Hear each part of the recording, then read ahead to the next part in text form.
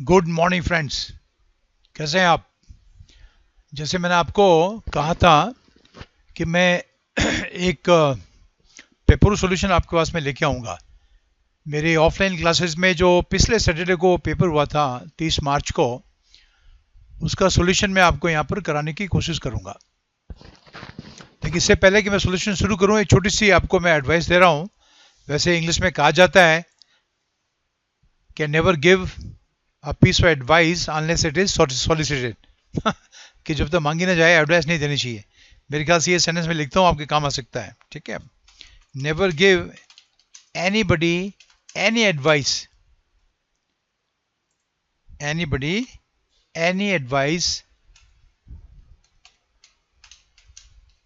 until it is solicited। Solicit का अर्थ होता है मांगना, लेकिन एडवाइस क्या है ये बताता हूँ आपको कि आई थिंक समर है सेट इन, गर्मी जोरों पर है। बस मेरी एडवाइस आपको यही है कि आप खूब सारा पानी पिएं, अपनी बॉडी को हाइड्रेटेड रखें। Keep your body hydrated.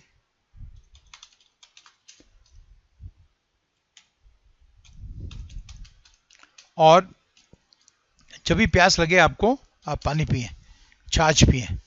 Take a glass of whey और बटर मिल्क। जब प्यास लगे, when you are thirsty you should not drink Pepsi. A Pepsi will never quench your thirst. चलो फिर आज का वीडियो शुरू करते हैं।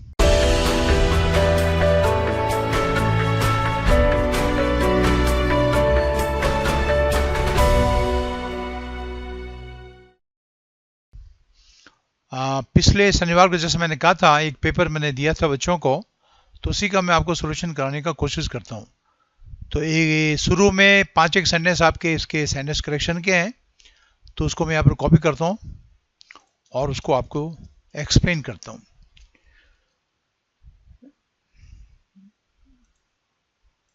देखिए आपके सामने सेंटेंस आ गया है।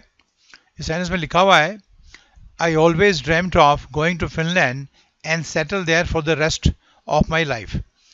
इसमें बच्चों जो एरर है वो पैरेललिज्म की है। इसके अंदर एरर ऑफ पैरेललिज्म है। इसका पूरा कंसेप्ट मैं इसमें आपको नहीं समझा सकता। इसमें अलग से एक वीडियो बनाऊंगा पैरेललिज्म के ऊपर, क्योंकि इसके बहुत सारे एस्पेक्ट्स हैं। And after watching that video I think all the aspects of parallelism will be very clear to you. फिलहाल I will confine myself to this sentence. मैं अपने आप को इस सेंटेंस तक सीमित करता हूँ और आपको बता रहा हूँ कि इसमें क्या गलती है। बच्चों जब भी कोई प्रपोशन आता है, तो प्रपोशन बाद में अगर वर्ब की फॉर्म आती है तो आईएनजी फॉर्म आती है, क्योंकि वो जेरेंड कहलाता है, या you can call it a gerundial noun. और अगर ये एंड से दूसरे वर्ब को जोड़ता है, जैसे यहाँ पर गोइंग को एंड के साथ में एक और वर्ब जोड़ रही है, सेटल। सिंपल सा नियम है। All these things are very very simple. आप दोनों की फॉर्म एक ही होनी चाहिए। अगर गोइंग है तो इसके एंड के पीछे सेटलिंग आएगा, काम खत्म हो गया। इतना सा काम करना आपने। तो आपको क्या कहना चाहिए, I always dreamed of going to Finland and settling there. जो करेक्ट है मैं उसको लिख रहा हूं और उसको अंडरलाइन कर दे रहा हूं। आई होप कि इसको सबको समझ आप लोगों के, ठीक है ना। तो इसका ये है कि जब भी ऑफ के बाद में हमको पता है कि या तो नाउन आता है, ऑब्जेक्टिव नाउन आता है, और या फिर वर्ब की आईएनजी फॉर्म आती है विच इज अ जेरेंड। लेकिन इस जेरेंड को आप जब एंड से किसी और दूसरे वर्ब से जोड़ते हो, तो एंड के बाद में आने वाली वर्ब भी उसी फॉर्म की होगी जो एंड से पहले जो फॉर्म आ रही है। एंड से पहले कौन सी फॉर्म है, जनरल फॉर्म है, तो सेटल को भी जनरल फॉर्म कर दीजिए, ये सेंटेंस ठीक हो जाएगा। तो यहां पर आपने इसको सेटलिंग करना है। आई होप इट इज क्लियर। और पैरेललिज्म का जो आपका पूरा कंसेप्ट है, क्योंकि इसके बहुत सारे एस्पेक्ट्स हैं, वो मैं आपको क्लियर कर दूंगा, ठीक है। तो आई होप कि आपको ये समझ आ गया। अब अपन दूसरे सेंटेंस चलते हैं। मैं इसको कॉपी कर रहा हूं और फिर आपके सामने रखता हूं इसको। देखिए, he told me in very clear terms that he is not interested to। अब देखो ये जबान अटकनी चाहिए हमारी, इसलिए मैं अक्सर कहता हूं कि अगर इंग्लिश आपकी जबान पे चढ़ी हुई है, ये सारे क्वेश्चन वोश्चन आपके एक एक दो दो सेकंड के हो जाते हैं। इंटरेस्ट के बाद में भी never use to infinitive. Interest का प्रयोग होता है कि इंटरेस्ट के बाद में जो इसके साथ में लगने वाली प्रिपोजिशन है वो आपका जैसे इन है, और इन के बाद में फिर आपका जेरेंड आएगा। सेम ऊपर जैसे ऊपर हुआ ना, वैसे इसमें भी होगा। लेकिन इसमें ये जो प्रयोग है ये गलत कराता है। ये जो फ्रेज बनता है इसका, be interested to do something is wrong, is wrong. तो करेक्ट क्या है इसका? करेक्ट है be interested in doing something, ये करेक्ट है, दिस इज करेक्ट। और ये हमको बोल के अपनी जबान पे चढ़ाना चाहिए। अगर कोई आपको कहे कि चलो भाई घूमने चलते हैं, तो आपने कहा I am not interested in going to Goa, I am not interested in doing this business. अगर आपकी जबान पे चढ़ा रहेगा तो सेंटेंस करेक्शन करना एक सेकंड का काम है। तो मैं आपसे यही कहूंगा कि आप जब भी मौका मिले इनको बोला करें और सेंटेंस बनाओ। किसी भी सेंटेंस में आपको कुछ भी सीखते हो, उसका फ्रेज है, उसका कोलोकेशन है, उसको डायरी में नोट करें। आपके पास में पेपर वाइज भी लिखा रहना चाहिए, इस पेपर में मेरे को ये सीखने को मिला। जैसे ऊपर के सेंटेंस पता ना, ड्रीम्ड ऑफ, तो इसका भी फ्रेज बना सकते हो आप। क्या फ्रेज बनता है इसका? To dream of doing something. एक अच्छा स्टूडेंट ये काम लगातार करेगा। अगर आपने कहना है हमेशा मेरे को, मैं इसके बाद के सपने लेता हूं कि मैं आर्मी के अंदर कमीशन ऑफिसर बन जाऊं, और I always dream of becoming an army officer, I always dream of flying jets and ना आपका दीज फाइटर प्लेन्स, ना I always dream of going to America and settling there. तो I hope कि ये बात भी आपको समझ आ गई। इंटरेस्ट का जो फ्रेज बनता है बच्चों, वो बनता है be interested in doing something, ठीक है ना। वी डोंट से कि I am interested to do this business, नहीं, say I am interested in doing this business, या नहीं है तो बोलो I am not interested in doing this business. I hope clear हो गया ये, है ना आपको। तो नेक्स्ट सेंटेंस चलते हैं। ये तो आपका next sentence, I told him that he should do it without losing any further time lest he may। अब देखिए बच्चों, यहां पर आपके जैसे मे आते ही आपकी जबान अटक जानी चाहिए, क्योंकि ये लेस्ट और मे का जोड़ा है ही नहीं। लेस्ट के प्रयोग के बाद में भी generally use should, lest is never followed by should. In fact ये आपका कोरिलेटिव कंजक्शन है, और जितने भी कोरिलेटिव कंजक्शंस होते हैं उनके जोड़े होते हैं, they are always use in pair, ठीक है। लेस्ट का जोड़ा शुड है, और इसका भी प्रयोग आपको करना चाहिए। खूब सारे सेंटेंस बना के बोलना चाहिए आपने। डे टू डे, आप डे टू डे आपकी जो कन्वर्सेशन है उसमें इनका इस्तेमाल आपको करना चाहिए। लेस्ट और शुड का जब प्रयोग करते हो तो उसका सेंस ये होता है कि कहीं ऐसा ना हो जाए, तेज चलो, कहीं ऐसा ना हो कि बस छूट जाए, तेज चलो, खूब सारी मेहनत करो, ऐसा ना हो कि आप फेल हो जाएं। आपको जब ये सेंटेंस बोलने लिखने आ जाएंगे तो मुझे तो नहीं लगता है कि इन सेंटेंस करेक्शन में कोई दम है, ठीक है। किसी को बोलना तेज चलो वरना बस चूक जाएगी, कैसे बोलोगे? Walk fast lest we should miss the bus, ये हो गया। तो आपको ये दिमाग में बैठ जाएगा, जब आप बोलोगे तो बैठ जाएगा कि भाई लेस्ट के बाद में शुड आता है। इतना सा आपने इसमें काम करना है। इसके खूब सारे सेंटेंस बनाओ, इसका सेंस ही होता है, ठीक है। खूब सारी पढ़ाई करो, ऐसा ना हो कि आप फेल हो जाएं, या इसको ऐसे कह लो, खूब सारी पढ़ाई करो, कहीं ऐसा ना हो कि फेल हो जाए, या वरना फेल हो जाओगे, ठीक है। तो क्या कैसे कहोगे आप यही कहोगे कि study hard लेस्ट you should fail, study hard लेस्ट you should fail. मैं मुंह पे जबान पे चढ़ जाएगा आपके। चलो, आई होप कि समझ आ गया आपको। खूब सारे बनाए, ठीक है आपका।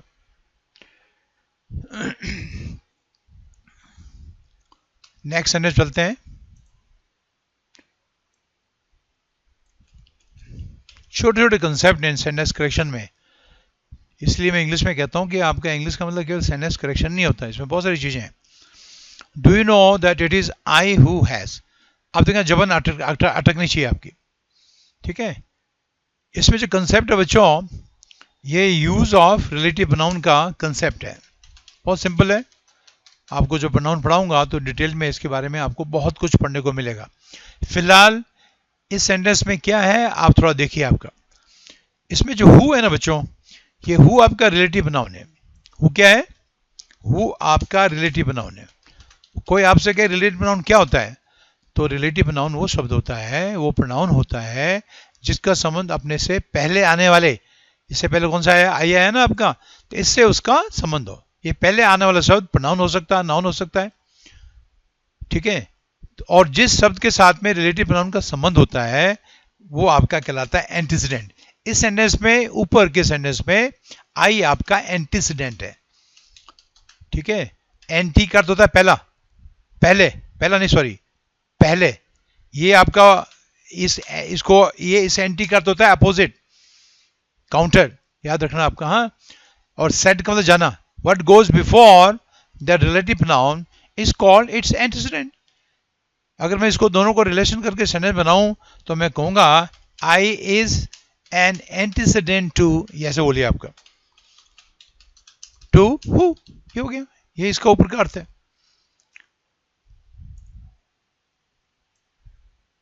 आई is an antecedent to who, I is an antecedent to who. I hope कि समझ आया आपको। मैं एक दो एग्जाम्पल आपको और देता हूं। अगर मैं आपको कहूं द मैन, और ये इंग्लिश के लिए बहुत जरूरी है, the man who comes here is my boss, तो इसमें आपका जो हु है वो आपका रिलेटिव नाउन है। सबको पता है कि हु का प्रयोग सब्जेक्टिव फॉर्म में पर्सन्स के लिए इस्तेमाल होता है, हुम का प्रयोग ऑब्जेक्टिव फॉर्म में, विच का प्रयोग केवल आपका जानवरों और चीजों के लिए। ये भी आपने ध्यान रखना है। ये सब्जेक्टिव फॉर्म का पता कैसे लगा आपको? क्योंकि आगे वर्ब है, इस वर्ब का सब्जेक्ट चाहिए आपको, इसलिए आप हु का इस्तेमाल करें। और हुम का इस्तेमाल कब करोगे? हुम का इस्तेमाल आप करेंगे ऑब्जेक्टिव फॉर्म में। थोड़ा सा बता देता हूं, बाकी मैं बाद में आपको रिलेटिव प्रोनाउन के चैप्टर में डिटेल में पढ़ाऊंगा। लेकिन थोड़ा सा अगर यहां भी आपको समझ आ जाता है तो बहुत अच्छी बात है।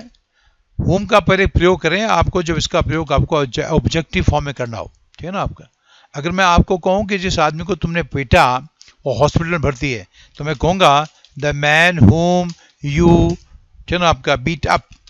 और जब किसी वर्ब के आगे अप लगाते हो उसका मतलब होता है बहुत ज्यादा, ठीक है ना आपका, या complete. The man whom you beat up, ठीक है ना आपका, इज इन हॉस्पिटल, ठीक है। अब कैसे पता लगोगे बच्चों आप कि इसमें मैंने होम का इस्तेमाल करना है? देखो, वर्ब आपकी बीट है, पीटना, इसका सब्जेक्ट यू है, तो किसको पीटा गया है वो चाहिए आपको, तो वो आपका ऑब्जेक्ट हो गया। तो ऑब्जेक्ट रूप में फिर आपको होम का इस्तेमाल करना पड़ेगा। एक्चुअली इसमें ये प्रॉब्लम है कि ऑब्जेक्ट हमेशा वर्ब के बाद में आता है, लेकिन होम ऐसा ऑब्जेक्ट है जो वर्ब से, सब्जेक्ट से पहले आ जाता है। यही से लफड़ा है, नहीं तो कोई प्रॉब्लम नहीं है। अब पता नहीं मेरे को मेरी बात आपको समझ आई या नहीं आई। होम का प्रयोग आप ऑब्जेक्टिव फॉर्म में करते हैं और हु का प्रयोग सब्जेक्टिव फॉर्म में। सब्जेक्ट ऑब्जेक्ट का पता सेंटेंस में आई हुई वर्ब से लगता है। ये देखिए हु का प्रयोग, आपने कहा the boy who helped you is my brother, जिस लड़के ने आपकी मदद की वो मेरा भाई है। अब इसमें आपने हु का प्रयोग क्यों किया? क्योंकि यहां पर जो वर्ब है, आपने पहले हु और हुम का पता करने के लिए आप पहले वर्ब को पकड़ो। वर्ब का सब्जेक्ट चाहिए आपको, यहां पर यू तो आपका ऑब्जेक्ट है और हु आपका सब्जेक्ट है। समझ आ रहा है आपको? तो हेल्प का अगर आपको सब्जेक्ट चाहिए तो आपने हु का प्रयोग करना है। और आपको अगर वर्ब का सब्जेक्ट तो ऑलरेडी पता है लेकिन उसका ऑब्जेक्ट नहीं पता, तो वहां हुम लगा लो, चाहे वो सवालों में हो चाहे वो रिलेटिव प्रोनाउन में हो, ठीक है। तो यहां पर आपने हु का इस्तेमाल क्यों किया? क्योंकि आपने हेल्प वर्ब का आपको सब्जेक्ट चाहिए। यहां आपने हुम का इस्तेमाल क्यों किया? क्योंकि यहां पर वर्ब आपकी बीट है और बीट वर्ब का सब्जेक्ट यू है। तो आपको क्या चाहिए? आपको ऑब्जेक्ट चाहिए जिसको पीटा गया, जो करता है काम, एक्शन, वो सब्जेक्ट है, और जो सब्जेक्ट एक्शन को रिसीव करता है वो आपका ऑब्जेक्ट होता है। तो बीट वर्ब का करने वाला तो यू है बच्चों, और आपको चाहिए ऑब्जेक्ट, इसलिए आप यहां पर हुम का इस्तेमाल करेंगे। फिर बोलिए इसको। अगर आप 4-5 सेंटेंस बना के बोल दोगे तो ये रूल आपको रूल के हिसाब से याद करने की जरूरत नहीं है, लैंग्वेज के रूप में आपके दिमाग में बैठ जाएगा, ठीक है। अगर आपने कहना हो वो आदमी जिसने ये तोड़ा है, ठीक है ना, जिसने कानून तोड़ा वो जेल में है। द मैन, बोलो आपका who broke the law is in jail, is in jail. अब इसमें आपको हु क्यों लगाना है? क्योंकि ब्रेक वर्ब का आपको सब्जेक्ट चाहिए। सब्जेक्ट का अर्थ क्या होता है? करता चाहिए, करने वाला चाहिए, इसलिए आपने यहां पर हु लगाया, है ना आपका। और अगर आपको ऑब्जेक्ट रूप में इस्तेमाल करना हो तो फिर आप हुम का इस्तेमाल करें। आप अगर मैं आपको कहूं वो लड़की जिससे इसने शादी की, the girl whom he married is very rich। मैं तो बार बार आप लोगों को कहता रहता हूं, ये कहता रहता हूं, भैया आप इंग्लिश को बोलें। इंग्लिश को ये मत समझें कि इंग्लिश आपका केवल आपने रूल्स में रहती है, नहीं, इंग्लिश आपकी जबान पे रहनी चाहिए, ठीक है। आपको उसको लगातार बोलते रहना चाहिए। अब देखो, मैरी का काम तो ही नहीं किया, जिससे शादी की वो ऑब्जेक्ट है, इसलिए आपको यहाँ होम लगाना पड़ेगा। I hope it is clear, ठीक है ना आपका। Okay, now let us move to the next question. चलिए, नेक्स्ट क्वेश्चन था क्वेश्चन नंबर 5। इस पे आइए और ये देखिए आपका, मैं थोड़ा इसमें गैप कर देता हूं। The company has ordered for some new equipments for their research cell. देखो बच्चों, इसमें दो गलतियां हो गई अगर आप ध्यान से देखें तो। हालांकि ये दोनों गलतियां एक ही पार्ट में है, इसलिए आपका एक पार्ट बताने से काम चल जाएगा। एक तो ऑर्डर के साथ में आपने कभी भी फोर का इस्तेमाल नहीं करना है। कब? जब आपने किसी चीज को मंगाने का ऑर्डर दिया हो, है ना। और दूसरी गलती यह है बच्चों कि इक्विपमेंट का प्लूरल फॉर्म नहीं होता। इक्विपमेंट को प्लूरल फॉर्म में इस्तेमाल नहीं करते, इक्विपमेंट अपने आप में प्लूरल है, ठीक है। तो इस सेंटेंस को आपने ऐसे लिखना चाहिए था, the company has ordered some new equipment. क्या कहोगे? ऐसा कहना चाहिए था, कंपनी हैज ऑर्डर्ड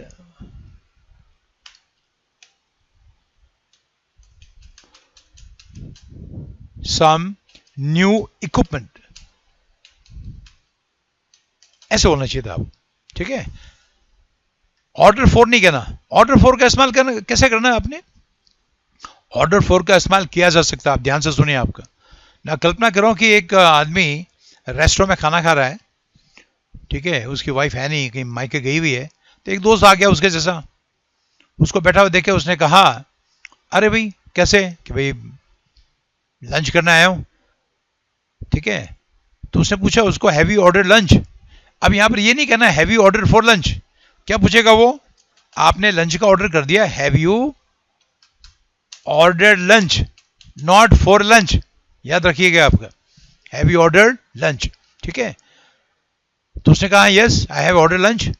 अब किसी और के लिए अगर आपने ऑर्डर करना हो, आपने अगर किसी और के लिए लंच ऑर्डर करना है बच्चों, तब आप कहो, उसको पूछो, should I also order for you, should I also order, या लंच लिख लो बस साथ में आपका, लंच फॉर यू, क्या आपके लिए भी लंच का ऑर्डर कर दूं? तो उसने कहा नहीं नहीं, मैं खाने नहीं आया हूं यार, खाना तो मैं घर में जाके खाना खाऊंगा, वैसे एक मेगादी मैंने का सब्जी ले जाऊं घर में। अब आपको समझ आ गया बच्चों, ऑर्डर के साथ में आपने फोर का इस्तेमाल नहीं करना, ठीक है। एक लड़के ने कहा कि Amazon.com पे एक बहुत बढ़िया किताब मिल रही है, ठीक है ना, आपके इंग्लिश की, और मैंने ये किताब मंगा ली है। ऑर्डर का मतलब ऑर्डर देके मंगाना, खरीदना, ऑर्डर देके खरीदना। तो लड़का क्या कहेगा? वो यही कहेगा, I have order this book, I have order this book. तो उसने कहा अगर तेरे को इंटरेस्ट हो तो मैं तेरे लिए भी मंगा देता हूं। तो किसी और के लिए आपने मंगाना हो तो अब आपको I can also order this book for you. Are you getting my point? आप ऐसे कहेंगे, I can also order this book for you. तो अब आपके समझ आ गया होगा कि आपने ऑर्डर के साथ में कभी भी फॉर का इस्तेमाल नहीं करना। जब आपने कहना हो कि मैंने इसको मंगाने का ऑर्डर प्लेस कर दिया है, यानी मेरी किताब मंगा ली है, ठीक है, और किसी और के लिए मंगाना हो, तब आप ऑर्डर फॉर का इस्तेमाल कर सकते हो। इसमें दूसरी गलती थी बच्चों इक्विपमेंट की। Equipment is never used in plural form, वो इसमें लिख भी दिया ऊपर, और इसको अगर मैं आपको डिक्शनरी में दिखाऊं शब्द को, तो देखिए आपका इक्विपमेंट को अगर डिक्शनरी में देखो, उसका आगे लिखा हुआ है नाउन है, और ब्रैकेट में लिखा हुआ you, that you stands for uncountable nouns. ये काउंटेबल है ही नहीं। अगर कोई भी नाउन अनकाउंटेबल होता है तो उसका फिर प्लूरल फॉर्म नहीं बनता। तो you should never use this word in plural form. Equipment का इक्विपमेंट्स कभी नहीं होता। इंग्लिश वैसे बड़ी अजीब भाषा है, आई कांट हेल्प इट। एक सेकेंड, आप थोड़ा सा इसको मैं ठीक कर दूं, इसको हटा देता हूं मैं, ठीक है।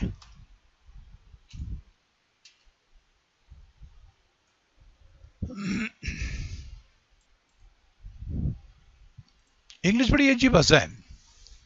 इक्विपमेंट का सिनोनिम होता है अकूटरमेंट, ये वर्ड में से प्लूरल फॉर्म में होता है। इसको हमने सिंगल फॉर्म में इस्तेमाल नहीं करना, मैं ये इसको भी मुझे आपको डिक्शनरी दिखाना पड़ेगा और इसका मीनिंग क्या होता है मैं आपको समझाता हूँ अभी। ये वर्ड हमेशा प्लूरल फॉर्म में होता है। देखिए आपका अब देखिए इसका आपके सामने एक कॉपी है, सॉरी इसकी एंट्री है डिक्शनरी की, और इसके अंदर ये वर्ड प्लूरल फॉर्म है। ठीक है, स्पेलिंग में यूएस के इसमें थोड़ा फर्क होता है। आपने जो ऑफिशियली इस्तेमाल करते हैं इंग्लिश को वो यूके इंग्लिश है, पर इसकी स्पेलिंग थोड़ा फर्क है। यूएस इंग्लिश में TR है और अपने इसको TRE के रूप में लिखते हैं। आगे लिखिए आपके, आगे देखिए आपके, ये तो उसका उच्चारण है, फोनेटिक सिंबल है, इसको मैं हटा देता हूँ और बाद में देखोगे आपको लिखा होगा प्लूरल नाउन। ठीक है, तो इसका मतलब क्या हुआ कि ये नाउन हमेशा प्लूरल फॉर्म में होता है। ठीक है, तो ये कई चीज़ें ऐसी हैं इंग्लिश में आपको ध्यान रखना पड़ेगा, और नाउन के चैप्टर में मैं बहुत डिटेल में पढ़ाऊंगा एक एक चीज़ आपको, तो आपको सब कुछ मैं बता दूंगा भैया ये वर्ड आपका ये वर्ड्स हैं जो हमेशा प्लूरल फॉर्म होते हैं। एक आध मैं आपको एग्जाम्पल देता हूँ ये देखने के लिए, समझने के लिए कि आपको ग्रामर से ऊपर भी उठ के बहुत कुछ पढ़ना पड़ेगा। एक शब्द है ऑफल। ऑफल का अर्थ होता है बच्चों internal organs of an animal which are eaten as food. ये समझिए आप।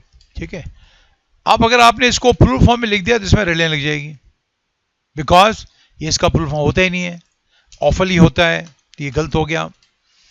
एक वर्ड है इनर्ड। इनर्ड्स। इनर्ड्स का अर्थ होता है जानवर के, आदमी के या मशीन के हिस्से, पुर्जे। ठीक है, इसे पुर्जे, ये फूड नहीं है। इसका अर्थ होता है इंटरनल ऑर्गन्स या पार्ट्स और parts of a living being और अ मशीन। ठीक है आपका।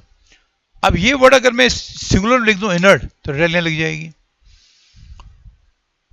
इसलिए ग्रामर के साथ साथ में हमको इंग्लिश की अंडरस्टैंडिंग जिसमें वोकैबुलरी भी शामिल है, ठीक है ना, इडियम्स एंड फ्रेजेस शामिल हैं, इन सब चीज़ों को एक साथ अपने को सीखना पड़ेगा। ठीक है, तो मेरे ख्याल से ये सब सेंटेंस पूरे हो गए कि नहीं, मैं देखता हूँ, एक सेकंड चेक करता हूँ मैं। हाँ, आपका 5वां सेंटेंस आपके मैंने करेक्शन करा दिया आपको। ठीक है, और